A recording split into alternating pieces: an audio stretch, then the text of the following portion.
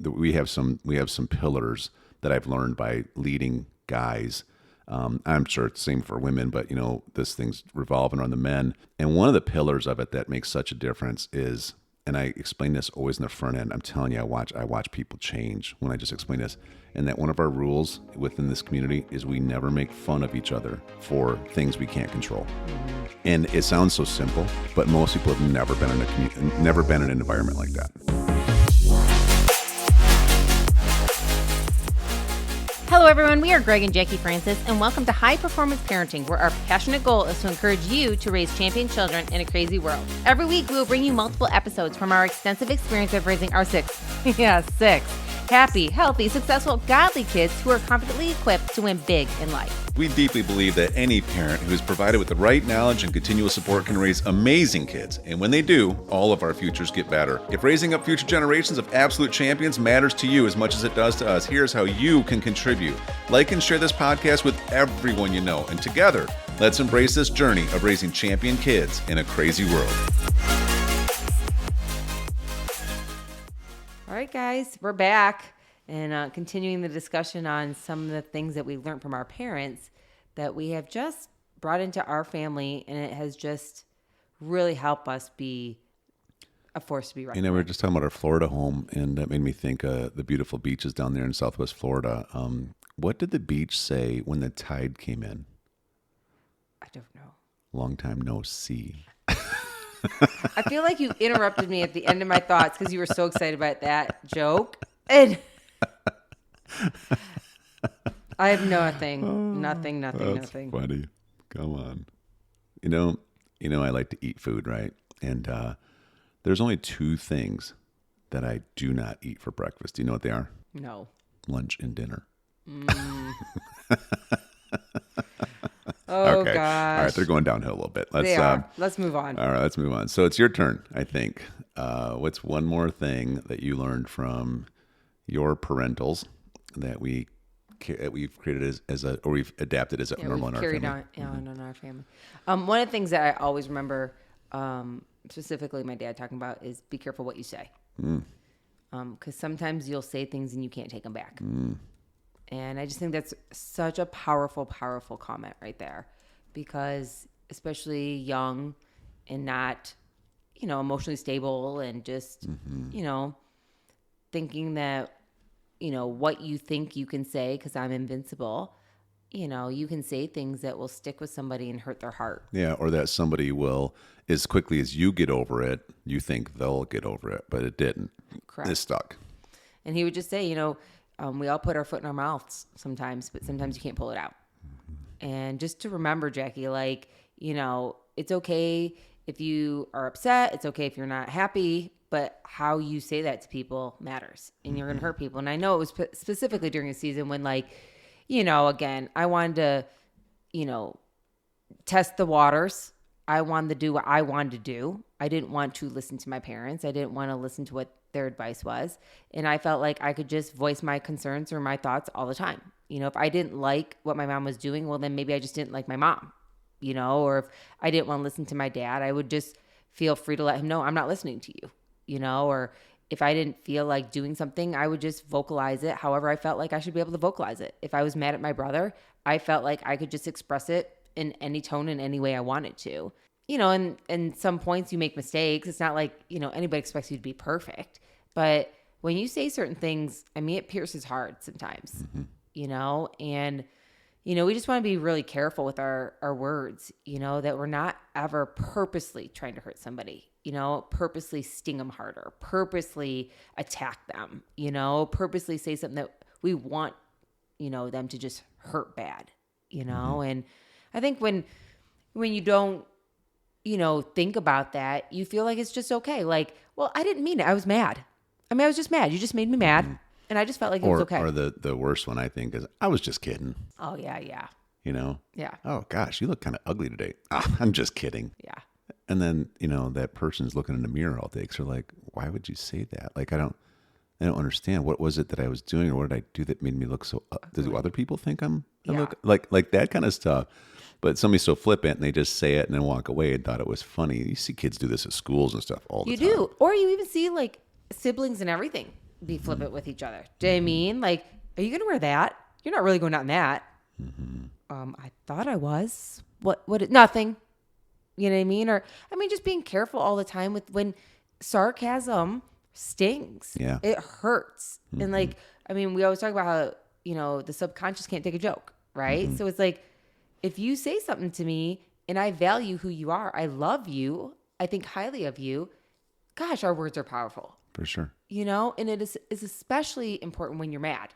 Because I feel like so many times when you're just kind of going through life and you're in a good mood, you're not thinking to hurt somebody. But when you're mad at somebody, you can forget about who they are and who they are in your life.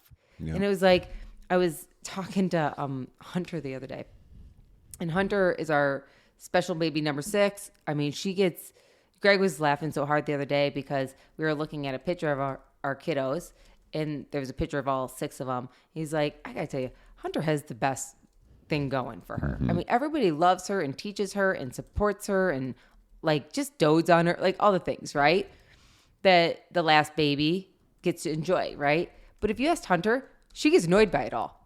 You know, she gets really tired of people wanting to love her all the time or be in her space all the time or give her a hug all the time or put her to bed or like, do you mean? And I just looked at her one day. I said, Hunter, you know, because she'll be 6 soon. So it's like, it's not like she's a baby anymore. Yeah. We have to discuss this stuff with her. I said, Hunter, how would you feel if everybody stopped loving on you all the time? If they stopped kissing you all the time? If they stopped telling you what they love about you all the time? If they stopped doing things for you all the time? How would you feel? And she's like, well, they wouldn't do that. I'm like, oh, she's so secure. But let's pretend like they would. Because in her little mind, I think she thinks she's doing us a favor, letting us do it.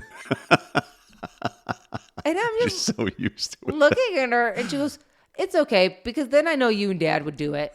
You know what I mean? And I'm just, it's like our point's not getting made, is it? Like, I said, Hunter. Like, we're happy she's real secure, but she's not getting the No, point. I just looked at her. I said, hey, Hunter, how about we are really kind to everybody and we say thank you and we let them love us and we love them back. Here's a lesson I'm trying to teach you. You should appreciate this, okay? Yes. Can you just appreciate? All right. She goes, that makes sense, Mom. She's so good about that. Oh man. But anyways, I just think that was one of the things that my parents were really good about, is reminding us how your words are so important, and that I didn't do well as a younger person at all, and many times it would come out in disrespect or dishonor or whatever it may be. But as an adult guiding our children, words are powerful. Yeah, I think this is one of those ones where, I feel like we've adapted that lesson, but then added to it, and made it better. Yeah. In respect to, one thing I feel like we've done really well with our kids that has really made a big impact on them is not just teaching the kids what not to do, but teaching them what they should do. So in other words, don't just.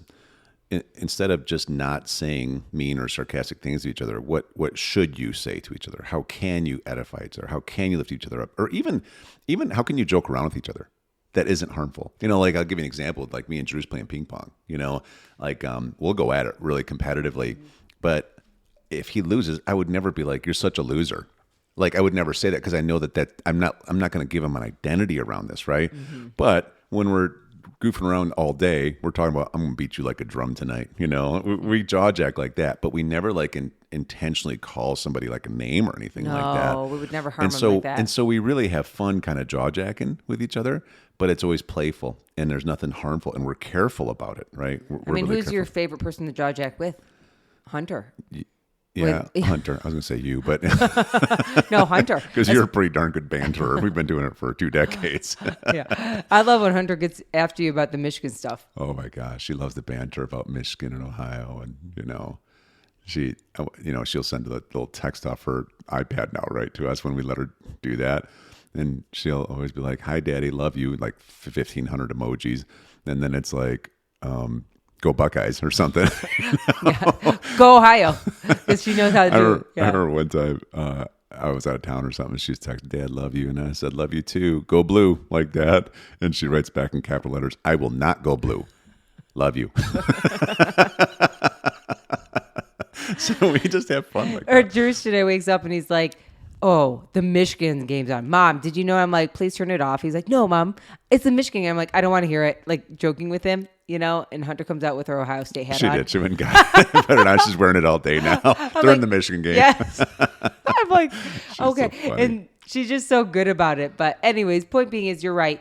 One of the things that we adopted was then learn what to do and give a lot of examples. Because sometimes you'll talk about how a lot of times in your childhood you learned what not to do, but not what to do. Yeah. And so I think it's one of the things that we've done very well for our family is give room to discuss what that looks like. Right. To do things honoring and loving and joking. Because we want to be fun. We don't want to sit there and be, just That's right.